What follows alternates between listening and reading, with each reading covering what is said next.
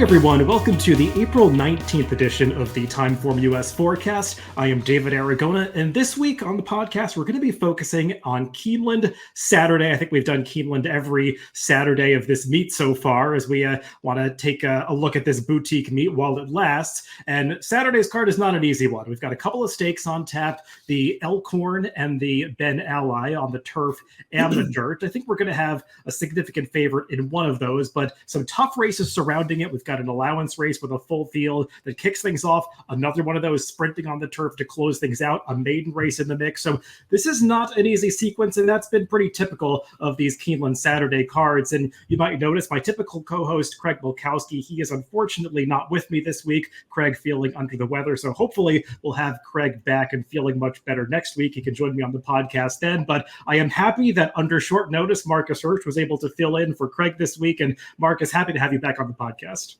Happy to be back on the podcast. And, when I was texting you to ask you about this, I hope you don't mind me sharing, you called Keeneland an impenetrable mystery, I believe is your terminology at this meet so far. How has the meet been going for you? Poorly. I seem to be wrong-footed on about everything. And there have been times when inside especially, has been very, very good. And it's hard to account for that doing things 2 or 3 days in advance. I don't know. I guess I find it kind of hodgepodgey at times with the horses coming from different places. And I don't have a great feel for the spring meet. This is not the first time, but it's a short meet. So you always have a chance to turn it around and make everything look better in the end. Yeah, it's a tough situation. I've noticed some of those trends playing out. It's also been a meet where a lot of favorites have won so far, so I think that's been a tough one. I think people like to take shots at this meet. Well, I will say it. that a lot of the favorites are favorites because they're front runners, and people have been expecting them to make the lead. They're horses that wouldn't have been a shorter price. I don't think if people weren't playing the at least a perceived bias a lot of the time, but yeah, that's definitely contributed to it. Yeah, I've been following some of your comments on it. I personally haven't seen as pronounced a speed bias as some other people. Definitely, I think the rail has been a big advantage on some days, particularly Lexington Day last week. But I think it's one of those things you do have to monitor day by day. They've gotten some weather. It can always change, but it has at least seemed like you're better off being forward in a lot of these races. Yeah. Not too Until many today. are just completely falling apart. This is Thursday, and so far today there's been a pronounced shift in the way the races have flowed. So we'll see if that continues. Well, let's dive into this sequence. I think we've got a little less time to operate with than we typically take up on this podcast this week, and I appreciate Marcus making some time in his busy schedule to do this. So let's get right into the handicapping, and I will share my screen with you just like last week as we continue our video format and adding this to the TimeformUS Forecast. We're going to take a look at the TimeformUS PPs. This is for, I'll switch over to the 6th race that kicks off this Pick 5 sequence. Okay. And, Marcus, when I started handicapping this first leg of the sequence, race 6, I was kind of like, oh no, this is another one of these sequences at Keeneland that's absolutely impossible because this race took the longest to handicap of any of them. That's probably because there were so many unfamiliar names in here, horses coming in from Europe and other places. I think we even have one South American import in this race. So it's a tough one. The center of the race, though, is definitely the number 10 Sacred Wish. And the conversation kind of has to start with her and whether or not you trust her coming back off the layoff. Well, I will second what you said. This is one of the greatest, confusing masses of form that I can ever remember see.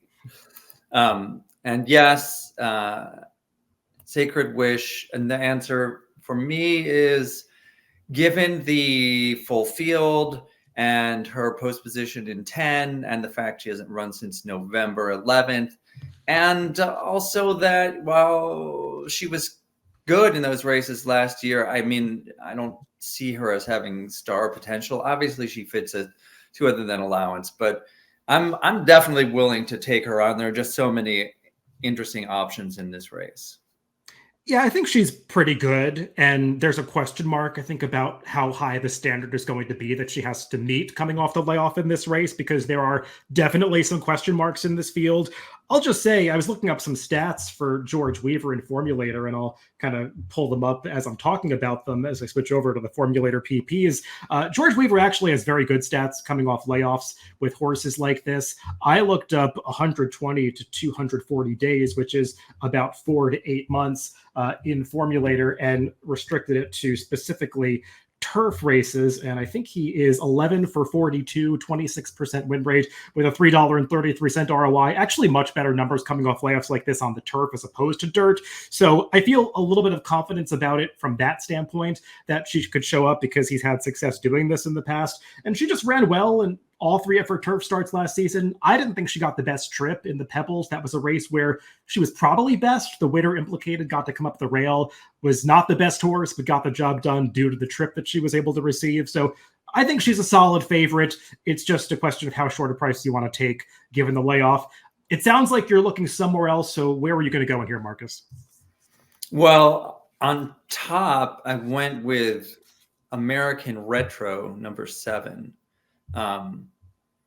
And she's a much different kind of horse in that she just doesn't have any sort of the form that the favored filly has from her 3-year-old season. That said, she nearly won her debut at Keeneland a year ago for a barn trainer, Ian Wilkes, who rarely wins with first-time starters, and his horses tend, if they have ability, they tend to get better as they go along. Now, she kind of she didn't progress as much as you might have hoped. And then they switched to the turf at Kentucky Downs. And I don't know, I tend to just ignore most of what happens at Kentucky Downs. But she's an American Pharaoh out of a Giants Causeway mare. I mean, turf definitely would be in play. And when she came back from an extended break, she got a chance, her first chance in a 2-turn race going a mile. And I thought she ran a really good race at Gulfstream, and she overcame a lot of trouble. I loved the way she finished. She had an excellent gallop out, and all that running for the first time since August. I think she seems to me to be a kind of filly who has a lot of latitude for improvement in this race that isn't going to be automatically apparent. I think she's going to be a great price, and I mean, she was my guess. Yeah, she's one I gave a long look to in this race. She had a pretty troubled trip before the layoff at Kentucky Downs. Like you said, I don't put a lot of stock in that form as well, but didn't have the best go of it that day. And I also liked what I saw on this Gulfstream return that we just took a look at the end of. She had some mild traffic in upper stretch. It was a good trip overall up until that point, but had to angle out. And I liked the way she finished as well. I mean, there was a horse coming after her at the end, but it never looked like that one was going by in the very late stages. So she's definitely, I think, a contender. One of the big question marks in this race is what you do with the imports. One of those is the number 12, Olivia Meralda. And when I was first handicapping this race earlier in the week, I was thinking, well, she drew the outside post. She's cross-entered at Laurel. I guess she's probably going to run there. But I've seen the stories about how they had the equine herpes virus outbreak in one of the barns at Laurel. You kind of wonder which trainers are actually going to ship there for the stakes this weekend. And now I'm wondering if she might actually stay here. I don't know if you have any insight into that or not. I do, because Dan Illman, who covers Maryland for the Racing Forum, and I were texting, and he was asking about this specific horse, and what he found out was she's supposed to run at Keeneland, evidently. Well, that's good information, because I think in this race, post position notwithstanding, she's a horse that you have to have an opinion about, because, I mean, she kept some very good company in Europe. I mean, obviously, she was no match for the likes of Kinross and Tahira, who she faced in those last couple of Group 1 and Group 2 tries. But if she shows up with the effort she put forth in that Group 3 Jersey Stakes at Royal Ascot last summer, she's a major player in here. Yeah, weirdly, she ran in the same race as another European import in this race, Burnett, I think, way back when. Mm-hmm. Yeah, I don't really know what to make of her. I mean, this trainer, William Walden, he actually won a race today. I don't know that he's gotten too many horses like this. I mean, a horse is a horse, but I mean, it's not always that straightforward transitioning a European horse to American racing. I mean, I hate the 12 hole. I don't know what price she'll be. She's listed at 4 to 1. I could see her being higher than that. She's definitely capable if things go the right way for her. But I was leaning against this horse in this spot. I did see they paid 900, or the U.S. equivalent of $961,000 for her at auction after her last race. That seems like an incredibly high price tag for a horse with this resume, but maybe she has some residual broodmare value. I would hope so. Yeah, at least you've got Flavian Pratt to work out a trip from that post. One other horse that I wanted to mention in this race, who is going to be a bigger price, is the number 4, One Silk Stocking, who is another horse that's going out for an even lower profile barn, one that I personally am not that familiar with. Though I did look up the stats in Formulator for Ricardo Ramirez, and he does well, albeit at Penn National primarily. But if you look up just his 5-year stats in Formulator, he's 13 for 44 with a $2.14 ROI. So at least he's overperformed expectations so far with the horses that he has. This one was a $70,000 RNA earlier this year in March, so I'm guessing they didn't pay that much for her. But she does have some prior form in California that gives her a shot in here. I don't mind either of her mile races, even though she's primarily sprint. I don't think she's gotten the best pace setups in some of her recent sprints for Doug O'Neill. Now she's second off the layoff for a new barn. I just thought she was one that would go off at a price in this race. These connections are not going to take money, and she's not that far off some of the main contenders if she could even hold her form for the new barn. Yeah, I can't argue with any of that. The horse that you haven't mentioned and that I ended up taking in the top 3, since we do 1, 2, 3s still at DRF, was this Glittering Lights horse, who doesn't have anything like the form of the outside horse for Walden that we talked about briefly. But I did watch a couple of her workouts from Florida, and I thought she worked very encouragingly. I also noted that Brendan Walsh, who was slow over the winter, has been sending out some live horses. He won a race today. And it just seemed curious to me why this horse was even picked up, because she didn't do that much and her better races were on soft ground. But I liked the way she traveled on the firmer footing, at least in her workouts. I mean, I had to give her a look. And I don't know what to do. Speaking of obscure trainers, I don't know who Alfonso Arias is, but this 6-year-old Peruvian bred Samay, has, obviously she's won $53,000. So these aren't the highest level races in the world, but the Clásico Pamplona is like the best race in Peru. And she won that by 7 lengths. And she went to Argentina and ran an accreditable race in one of the major races in South America in her final start last fall. She's won at 6 furlongs. I don't know if this is too short. I'd have no idea what to do with this horse. Yeah, I don't know what to do with her either. Like you said, the company she kept in that most recent race in Argentina seems legitimate, and she ran well in that race. I mean, she was right there with about an eighth of a mile to go and just barely missed second to a horse that looked like he ran out of his skin on that occasion. Coming off the layoff, this barn that she's in now primarily has horses at Charlestown.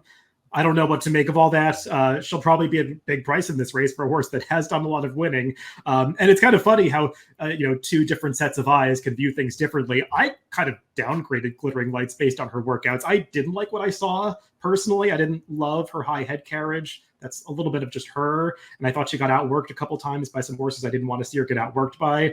But that's just me. And I didn't overall love her European form.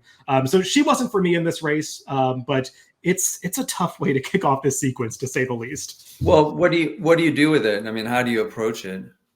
Well, I'm unfortunately I'm gonna have to use Sacred Wish as an A. I mean, in a tough race like this, I want to find some creative option, but I couldn't get interested enough in anybody else to downgrade Sacred Wish. So she's a major part of my wager, especially since I like some prices later on that we'll get to shortly. I certainly don't want to get knocked out by a horse that I just think is the most likely winner. Yeah, I'm a little less sure about Olivia Meralda, but she's another one that I don't want to let beat me. I have your horse American Retro in there, and I've also upgraded the 4 One Silk Stocking, but I don't want to go too deep in this race because, liking Sacred Wish, I think it's a mistake to sort of use her as an A and then have all these spreading tickets behind her with backups.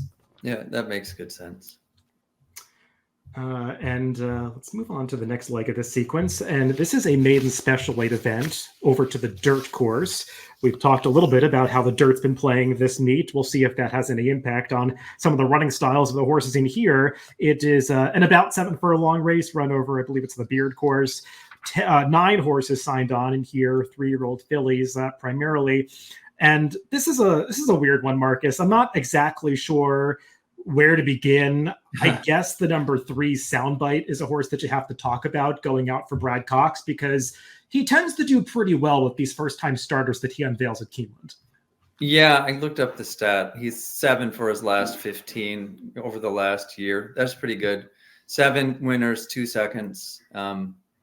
And not any especially short prices. He had a couple like 13 to 10s or whatever, but most of them were 5 to 2 or over.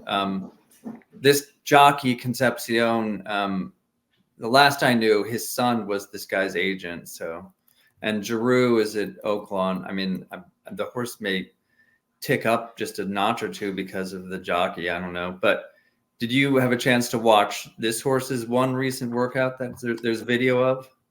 I did watch the one recent workout. I don't know too much about the workmate other than it's an unraced horse, but to my eye, this one was going best. Soundbite. Wish she was wearing blinkers in the work, for whatever that's worth. That's not unusual for Brad Cox. So she at least looked like she had some ability in the workout.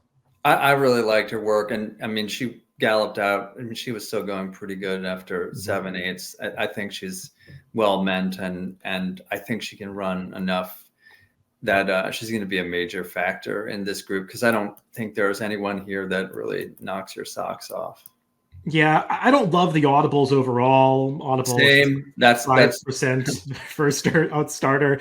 And personally, I was a little surprised to see this one sell for $350,000 at OBS April. I know it was a while ago, but she only worked in 10 and 2. That's a slow workout for that sale, and something must have appealed to the buyers, because there's not much pedigree and the workout was uninspiring, but seems like maybe she's panning out, because I did like that recent workout. And I feel like she's one that you have to use in this race, because as you go through the rest, they all have their flaws. Some have shown some ability on occasion. And I guess that should bring us to the horse right to her outside, the number 4, She's Wicked Smart. I mean, she lost to Just FYI on debut at Saratoga last summer.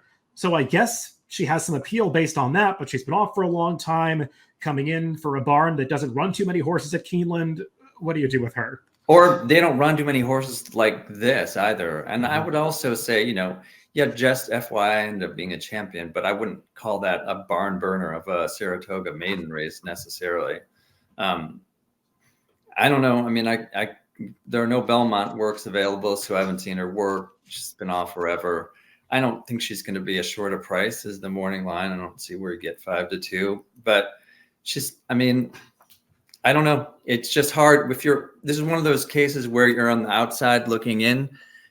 It's just hard to know what kind of development this filly has done, how she's been training. I mean, the fact that they send her here, I guess in itself is kind of a good sign, but I'm not too excited. Yeah, I mean, Rob Falcone has shipped to Keeneland, I think, with 8 horses over the past 5 years, and he's won with 3 of them. So that's a good sign, I guess. It's a small sample. And he does fine off layoffs if you look up those stats in Formulator. So I agree. I didn't think that was a strong race behind Just FYI. She was obviously a good horse who turned out to be one that wanted to go much longer than 6 furlongs. Remove her from the race, and I think it was just a average to below average maiden event. Even though she went off at a big price that day, I remember she was working well at Saratoga last summer. She was actually a funny horse, where I think XBTV mislabeled her with a different horse that was much slower than her going into that race, which maybe accounted for the bigger price. Attracts Louis Saez off the layoff. I agree. I viewed her with a little bit of skepticism. And while we're on the New York horses, I'll just give some insight into the number 8, Sarir, since she's run at Aqueduct twice, and I'm obviously a little more focused on New York than Kentucky most of the time. Took a lot of money on debut. That's apparent. Broke a step slowly that day. Seemed like she was always out of position as a horse that probably wanted to show speed. She got to show that speed in her second start in February. I have that day marked as one where I wasn't sure if the rail was the place to be. I thought some horses that raced right down on the rail maybe underperformed throughout the card. There wasn't a large sample size of horses that were right down on the rail, but she was one of them. And she just kind of fell apart in the late stages. Like maybe you didn't want to be down there. One of the few horses to do that. Seemed like a decent race overall, got a solid speed figure, and the pace was fairly fast that she was contesting. So I'm not going to be surprised when she does much better here. Wesley Ward obviously targeting the Keeneland meet more than he does the middle of winter at Aqueduct. And at least she's one that has speed. And it does feel like this could be a race, regardless of how the track is playing, just given the complexion of this field, being forwardly placed could be an advantage. Yeah, I think she'll be in front, and took her in the top 3. seeing a lot of the same things you did. I mean, I didn't account for the rail being bad necessarily, but she did look like the sort of horse who could run much better. I included the rail horse Illusion because in great part, well, the trainer Rudy Brissett is very good with second-time starters. And he's done okay with them at Keeneland too. She's an Into Mischief. I don't think of Into Mischiefs as synthetic horses at all, although they are quite versatile, I guess, in the end. And she had a wide draw, didn't break that great, just kind of ran evenly in her debut at Turfway. Looked like the kind of race that you might be using to get a horse to a race you really wanted to win, like at Keeneland. Blinkers on. There are no works available on video since her debut, but I expect she's going to run considerably better. Yeah, I didn't love her debut field that she faced, but I could see the case for her doing better on the dirt. It is more of a dirt pedigree on the dam side. The one other horse I'll quickly mention was the 5 Illicit Intention. I was trying to build a case for her because I thought her debut wasn't that bad. She picked up some pieces in that race. The winner has since come back to do fine. And then the winner of her last race, Lady Moscato, she came back to win again with a nice performance, I believe a blowout victory next time out. And Illicit Intention, I thought that she was making up decent ground in a race that played like the pace didn't really develop, even though the actual fractions looked fast and the TimeformUS pace figures indicated it was a fair pace. The field was so bunched early and she was sort of behind this wall of horses for most of the race. I thought she did some decent things to get up for third. She looks a little one-paced. They put the blinkers on, maybe to get some more speed out of her. I would like to see her show more speed because I don't think this race is going to be won by a deep closer. But I thought she'd at least be a decent price in this race, so she could be one that I could throw in somewhere as a B or a C type.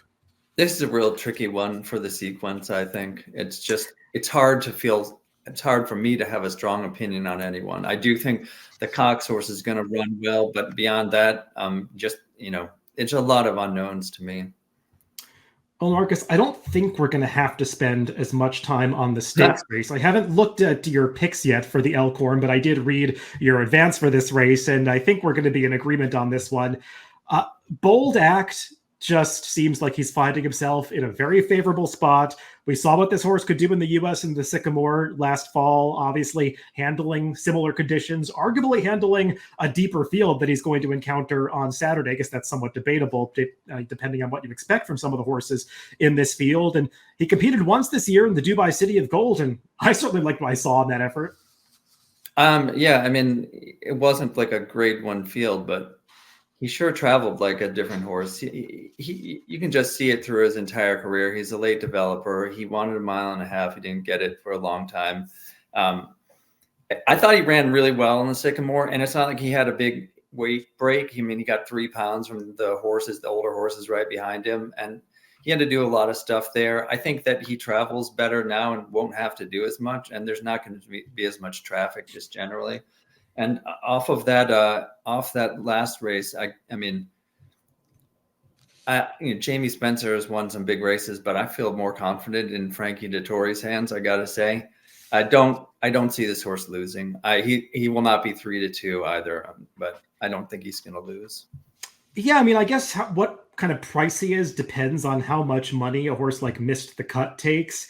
And I mean, he hasn't done anything wrong recently. He's run some nice races out in Southern California. That division, it's not the deepest. He's obviously getting into a much more competitive spot here. Planetario, who he's beaten the last couple of times, is a fine horse, but it just seems like Missed the Cut is a cut above him. It just feels like he's landing in a much deeper field here, and I just feel like Bold Act is a better horse. I have no doubt that Bold Act is a better horse. I will say that there was cut in the ground in both of those stakes wins, so that kind of may bode well for his chances of making the California to Kentucky transition. But it's the same kind of group of limited horses in short fields. He's going to be asked to do a lot more. And you got to remember, with these 3-turn 1.5 mile races, the first turn comes up real quick. And he's in the 10 hole with just enough pace to get hung wide. Although he does have a great jockey on him. My strategy was to try to get him out of the exacta. Yeah, I kind of feel like that's the right way to go about this. Not that I have any clever opinions about anybody else behind Bold Act, but it does feel like it's fairly open once you get past him. I mean, Silver Knot, I guess, is the other horse that could take some money in here. I mean, he's the other Godolphin Appleby runner in here.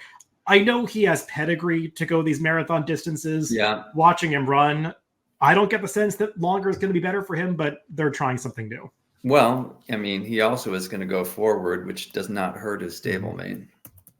No, it does not. I don't know if he's exactly in here as a rabbit. No, he's not. But sometimes things just happen to work out in that way, you know? Yeah, having two horses is often better than one from a tactical standpoint, as far as from a result standpoint as well. We saw that in some races last week as well. Yeah, we pretty much agree on this one. Not going to get much of a price on Bold Act in all likelihood, but he seems like a horse that is an easy lean in a sequence that is otherwise fairly tough around this race. Okay, let's proceed on to the next stakes in the sequence. The 9th is the Ben Ally. This a grade 3 event going the 1 3/16 distance. So a bit of a stamina test for some of these older runners. And I want to begin by pulling up the pace projector for this race because there's not much speed signed on here, to say the least. And I think that's a critical point to make when you're going through, because a lot of the runners that we might consider could potentially be pace compromised in this spot. And you kind of have to decide what to do with a horse like the number 5 Laughing Boy, who's shipping in for David Jacobson after causing an upset victory in the Excelsior at 54-1 via DQ. Perhaps he would have won that race anyway, if not having to alter course in upper stretch, although I somewhat disagree with the call that disqualified. I strongly disagree with the call. Yes, I don't think there was really a foul there. I think the stewards made a bit of a mistake with that one, though you could argue Laughing Boy, he did get game at the end and brave to come back on that horse. He's the speed of this race. It's just hard to trust a horse like this going out for David Jacobson, who doesn't generally run horses in races like this. Yeah, here's my take on it. I think Kingsbarns being drawn inside him is going to be ridden aggressively coming out of a pretty fast-paced sprint. And he has done a lot of his best work leading. Maybe he's not fast enough. I think he will be. I think they might end up going a decent clip unless they take back and try to come around. I mean, if it's like it's hard to see Laughing Boy holding on. It really is. But if the Kingsbarn takes back, and he gets a completely clear lead and the track is promoting front runners on the day, I mean, it wouldn't be an absolute shock. But I hated this race. I really put in a lot of work for pretty much zero results. So I hope you have better feelings about it than I do. Yeah, I did not like the process of handicapping this race. I think I arrived at a place that I was somewhat comfortable with, given how I was feeling through the process. I agree about Laughing Boy.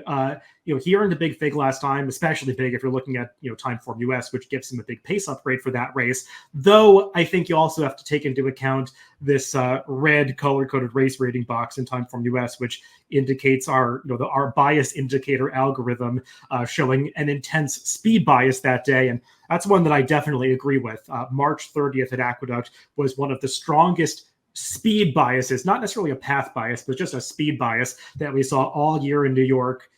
Throughout the card, there were zero exceptions. If you did not have forward position, you were getting nothing. And the fields were strung out at the end, kind of like what we saw in this Excelsior. So I think that's another reason you might want to downgrade Laughing Boy a little bit. So he was not for me. I agree they should be aggressive with Kingsbarns.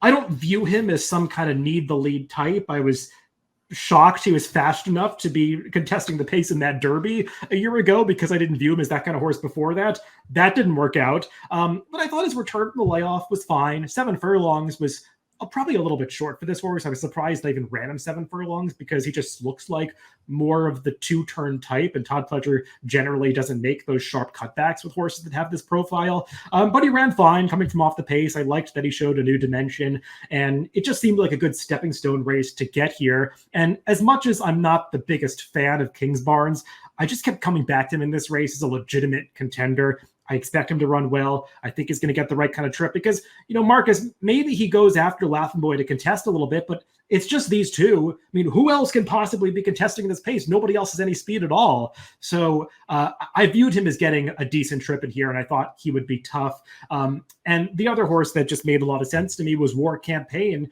who is not some deep closer. I don't think he has to be out the back door early. He can probably be sitting in third or fourth, and he's just run pretty well in his last couple of starts. He was never going to be any match for First Mission in that race, but I don't think there are any First Missions in here, and I just think War Campaign makes some sense. Yeah, Kings Barnes is going to be short, and I don't know how good this horse is. I don't think he's very good.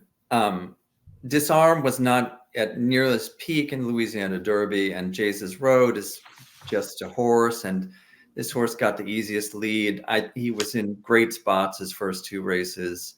Yeah, I don't know. I mean, he's just a 4-year-old, and I guess you could project improvement. I don't know how I feel about the horse, even in this spot, because I don't think he's any better than a lot of these horses. The thing with War Campaign, and I wanted to like him, is that it really is the case that nearly all of his best races have come over a wet track, and that's especially true at Keeneland. A year ago, he didn't run well there at all on a fast track. I do think that was kind of a stepping stone race toward this, the Essex. And he had a right to get a little bit tired, as he appeared to at the end. He could work out a pretty good trip.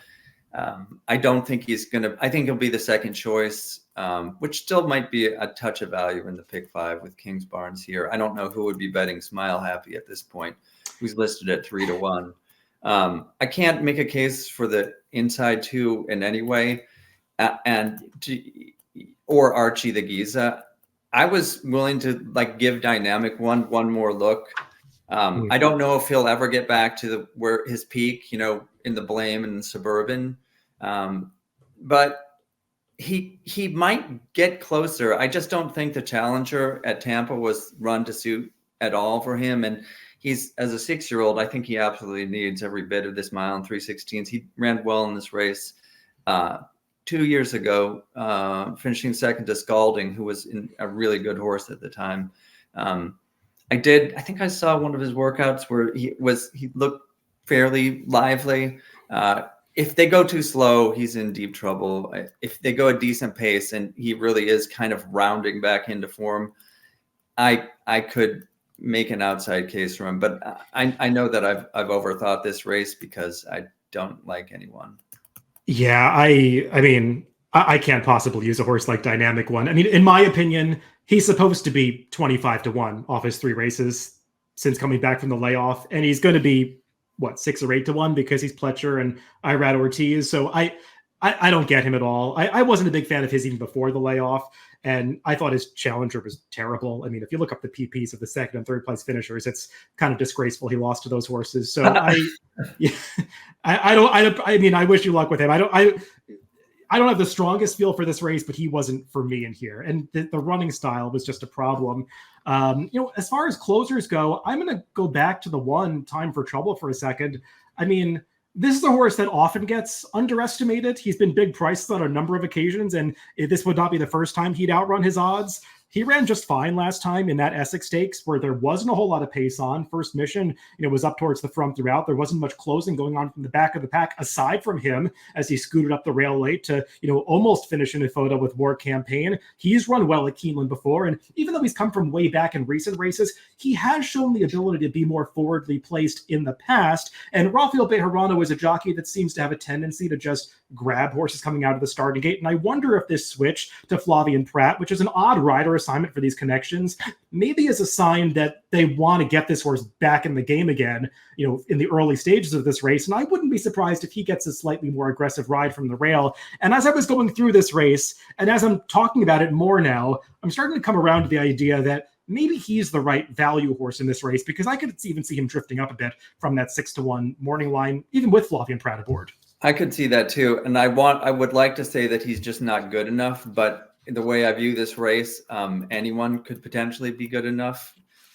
If Kings Barnes is not like a ready to improve kind of second start 4-year-old, I mean, I don't know. I guess Archie the Giza. I mean, probably for you, Dynamic One is like the last. Who would you prefer, Dynamic One or Happy American? The battle of the plotters.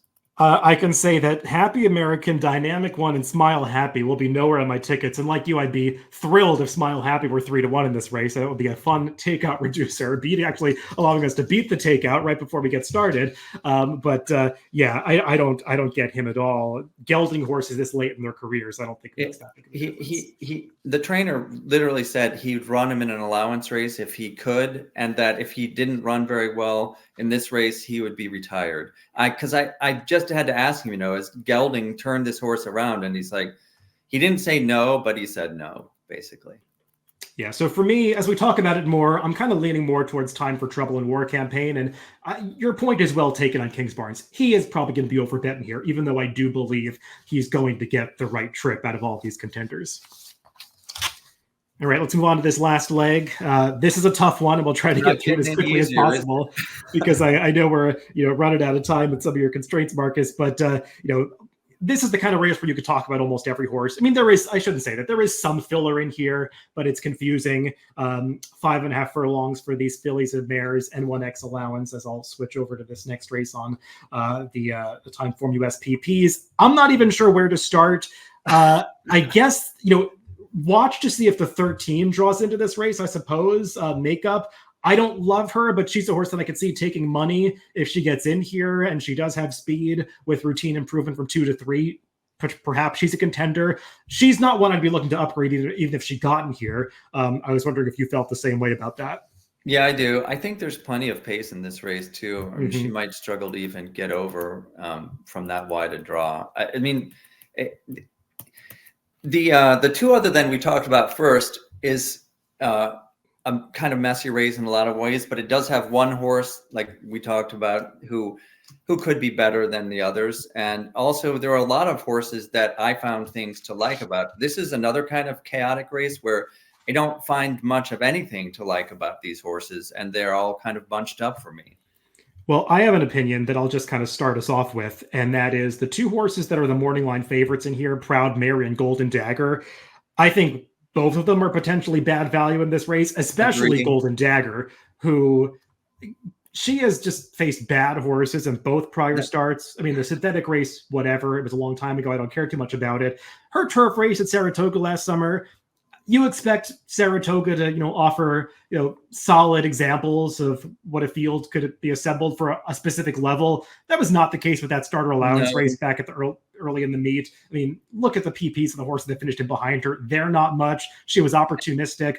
This is not a strong example of an M1X allowance race, but it's a lot tougher than what she's been facing. Yeah, I didn't love what I saw from her either. She was just fine. And I mean, Proud Mary just is one of these horses in this kind of confusing race. She's got an 81 buyer, which whatever. But that just kind of like, I see that emanating into the rest of her form, and people are going to think that she's like something, but I don't know that she's any better than a lot of these horses. Yeah, and Proud Mary's actually going to lead me to the horse I like in this race, and I'll pull up the replay here because Proud Mary is the one in this prior turf race back on October 22nd of last year. And the number 6 in this race is All I Want Is You, who's the 11 today. And when I went back and watched this replay, I wanted All I Want Is You out of this race, not Proud Mary, because Proud Mary gets a perfect trip. I mean, like I said, she's the one horse just sitting in the pocket every step of the way on the rail. She has her chance in the stretch and just does no running when she finally gets in the clear. Whereas All I Want Is You, the 6 in this replay, gets mildly shuffled back around the turn. You're going to see at the top of the stretch, she has to swing like 7 wide to find room, and she'll go off the screen for a little while, but she'll be making up some mild ground at the end. Doesn't actually finish that far behind Proud Mary when all is said and done. So watching back this replay, I much preferred All I Want Is You at what's likely to be a bigger price. And furthermore, when I go back and watch some of her prior races, she's run well on a number of occasions. I thought her debut at Keeneland back in April of last year was a fine effort. So, I mean, I don't know if she's going to be 10-1 with Flavien Prat riding, but I think she makes a lot of sense in this race. Makes as much sense as anyone. The trainer is excellent, and I'm sure that was a means to an end race at Turfway. I was a little interested in a Turfway horse too, named Sweet Duchess. And that was because Two things happened on February 7th. They ran her in sprint, which she had done very little of, except in the final start of her form cycle in 2023. And they added blinkers, and she ran a pretty good race, closing decently into a slow pace. This horse is probably better. I mean, she seems to be a turf horse, basically. If there's enough pace on here, and I think there will be, and there really is something to that blinkers and sprinting. She could run a lot better than her baseline. Yeah, she's the horse that gets the highest TimeformUS late pace rating in this race, so I do think she'll be closing at the end. I wonder if 5.5 is just a little too sharp for her, because I didn't love her 6 furlong race at Aqueduct last year. I wanted to see her do some more running in the stretch that day, and she is a little one-paced in her replays. But if this comes apart, I'm not going to talk you off a horse like her. Another horse that I thought could be coming at the end is the number 4, Empire Princess, who's a big price on the line. I don't know if she'll be 15-1, because I think her last race certainly puts her in the mix. Port Townsend, I mean, she came back in that stakes, the Giants Causeway last weekend, and finished up the track. But I mean, she was in the mix until getting steady in mid-stretch, and didn't run that badly. And she was Empire Princess. I don't think she got the most comfortable trip last time. She was finishing on at the end. Her other turf race was a long, long time ago. She's obviously better now, so I could see her getting into the mix at a price in this race. And another horse that I want to mention, who's going to be a huge price in all likelihood, is the number 9, Agent.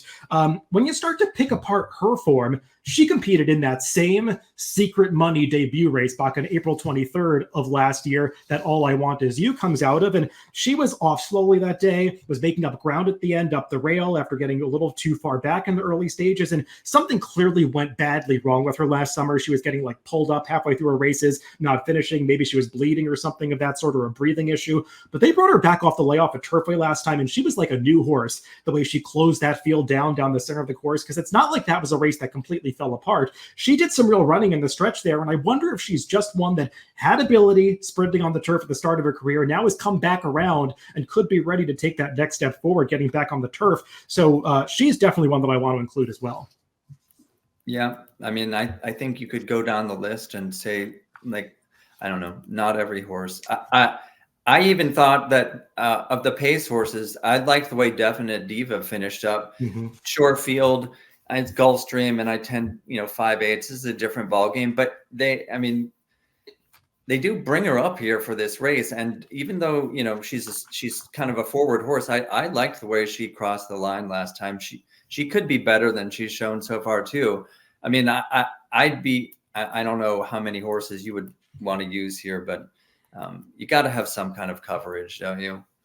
I think you do. And I'm going to spread a little bit in this race, but I want to spread with prices. I'm not going to be including Golden Dagger on my tickets at all. Maybe Proud Mary could be a backup, because I recognize that she has a certain likelihood to win this race. Maybe it's around 15 to 20%, but I don't think her price is going to be commensurate with that. She's not going to be 5 or 6 to 1. She's going to be much shorter than that. So based on that, I kind of have to downgrade her from a value standpoint. So I want to lean on horses at bigger prices. All I Want Is You might be my only A in this race, because I kind of have an opinion about her. But I would use horses like Empire Princess, the 4, and Agent, the number 9, as Bs prominently in my wager. Yeah, I guess the hardest thing for me would be to even find a path to A's, you seem to have something that separated a horse for you a little bit, and I wasn't able to quite come up with that. Well, Marcus, I know we're running a little over the time that we said, so if you have to sign off, I can do the outrow without you, or if you have time and you want to give just a brief summary of your opinions in the sequence, you can, but you let me know what you have time for. I mean, my brief summary is I felt fairly well at sea in the last 2 of these races, especially. I have a little bit of a lean toward the Cox first time starter in the maiden race, and obviously a Bold Act would be the only horse I'm using in the Elkhorn. And I do like the horse that I picked on top in race 6, not to the extent American Retro that I would be putting too much burden on her to win, but I mean, I have an easier time wrapping my head around that race than for me the last 2. Yeah, and for me, I'm sort of reluctantly leaning on Sacred Wish a little bit, and potentially even using Olivia Meralda prominently in that first leg. And my bigger prices would be American Retro, who Marcus also likes it, as well as the number 4, One Silk Stocking, who I think could be offering value in that first leg. I think we pretty much agreed in race 7. And then as well as in the Elkhorn, we both were going to lean pretty heavily on Bold Act.